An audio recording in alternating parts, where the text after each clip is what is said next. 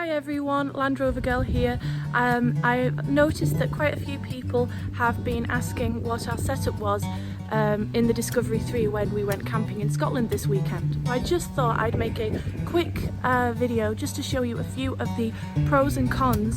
Well, not really pros and cons, but just things that we've learned from our first time camping in the back of the Discovery 3. There are a few things that we do differently for next time, and I'm going to share that with you now.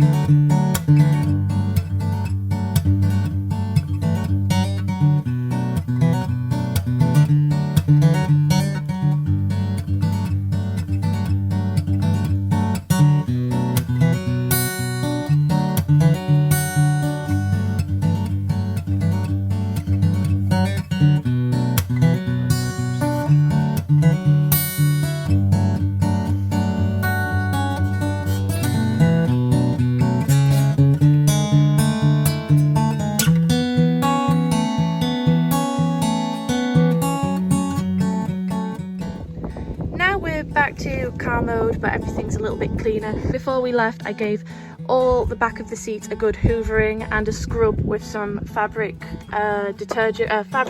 laundry detergent, just to give it a fresher feel because we would be sleeping on it all, and it definitely helped just make it a little bit more comfortable. And there is some remnants of our beach adventure left.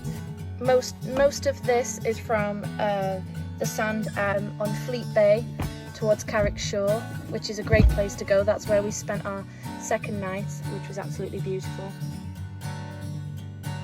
And this is something being a former art student, I couldn't resist bringing this back. And I almost left this. It's only a piece of old wiring, but it was propped up on a rock and I thought it looked very much like a flower. So for some reason I just brought that back. Might make a nice wall hanging in the garden. And then I found this. I love picking things up from the beach, honestly. If anyone can tell me what this is, I'd greatly appreciate it.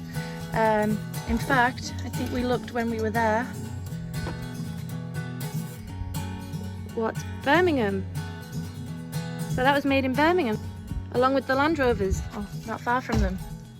One thing that I thought was extremely brilliant about sleeping in the Discovery was the standard storage you get, which is pretty deep.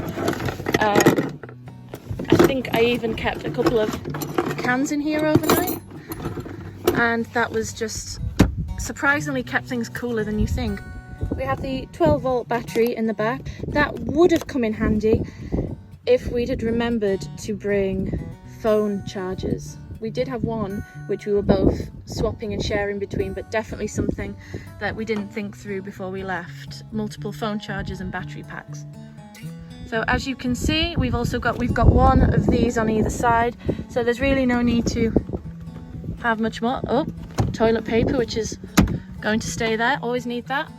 Multiple cup holders in the Discovery, which is absolutely fantastic. You've got one of these on either side, as well as the storage boxes and a nice little bedside table. Oh, and they're pretty deep, these. Another part of my sea search.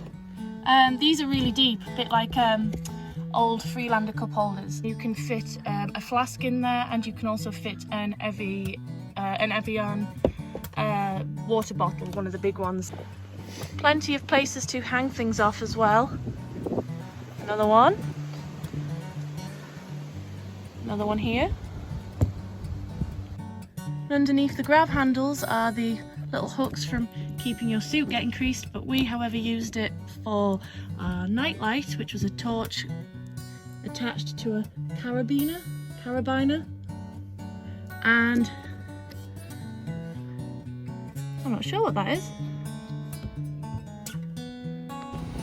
Now I'm going to flatten all the seats so I can show you exactly how it looks. Sometimes it's easier to have another person. This happens all the time. Move your chair up slightly, just this part, and it drops down quite easily. Middle seat to the driver's side. Lucy's going to show us how it's done. Now on the passenger side, drop the seats down here. There's it's still not flat because we have these pull cords on every single seat. Sometimes it takes a bit more welly, but if you pull, then that should be, give it a little bit of pressure on the top and you've got a flat chair. Now that the back is completely flattened down, we only had to really think about filling the gap between the 3 seats to the back 7 seats in the boot. These here are hardly noticeable. You don't really notice that. Even the mechanisms to bring the 2 7 seats back, that really none of that really bothered us while sleeping. None of this bothered us when sleeping, and we were on just a fleece blanket to start with. The only thing we really would change, or what we are going to focus on, is this gap here. There is at least a decent hand size there of space, and then obviously it branches out into this kind of hole. So that was the only thing we kept falling in while we were trying to sleep. Now the question that I've been most asked is what were you sleeping on? What we slept on was just the fleece, but we definitely have quite a few ideas. My approach would be to have a piece of MDF across the gap. I would opt for an airbed just because with the wheel arches only coming in slightly, it doesn't affect the room in the Discovery that much.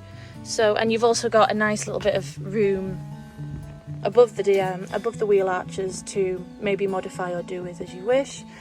But no, I think an airbed, if you lay it down flat, deflated, started to fill it with air, it would probably fit quite nicely across here and just hopefully mould into the gaps and not bounce up. But once you're sleeping on it, I imagine it's not going to bounce up anyways.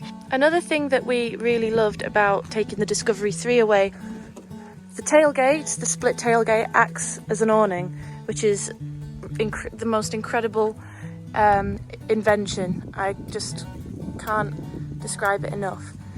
The only thing that would make this better is if, like the Freelander ones, you could lower the glass down. I don't know how they do that with the tailgate. Maybe it'd be too heavy, but that is the only thing. It's not even an issue. It's such a shame that they didn't continue the Freelander 1 glass that moved down and disappeared into this bit. But it was also a swing tailgate, so there you go. The awning, or the makeshift awning, it's just fantastic, especially if it started to rain, but it didn't rain, fortunately. Nice to sit on, and if it's warm enough, I can imagine sleeping on. I did mention some sort of net invention, that if it could fit down here and create a sort of bit like a roof tent for the side of the car. I don't know, not a roof tent then, but that would just be brilliant to have a net that catched anything from going in, but also allowed you to have the air and still have that ample room, because we are also quite tall. A lot of people have asked us whether there are any height restrictions to sleeping in the Discovery 3, and we're here to tell you it's not that bad.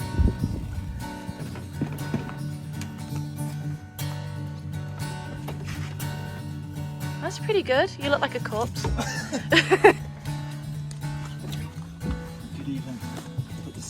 Yeah. I mentioned about the gap that we found. Just fill it in with something. I was thinking MDF.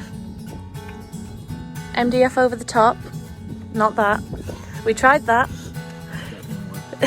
MDF over the top, and then airbed or cushions. Yoga mats, something like that. Anything comfortable. And we can sit up in it as well, which is also, we didn't have any issues with sitting across from each other for dinner. Get quite comfortable. Oh, and you just put your tailgate up and you've got a really comfy thing to lean on. We really liked that though, didn't we? That was good. It blocks the sun a bit. It's sun a bit too. Oh, that was another thing that was mentioned as well. Somebody asked about sun deflection in the mornings. And in here, the tinted windows, they're obviously not in the front, but they are heavily tinted. So I didn't see many problems with them. No, it was quite. I mean, we woke up early, but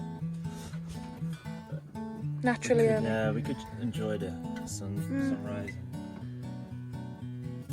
And somebody else mentioned wind deflectors, which I'll definitely be adding at some point, just so we can keep the windows down.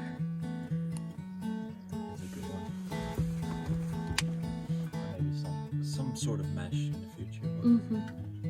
Definitely. We didn't have any annoying insects yet, so that's good.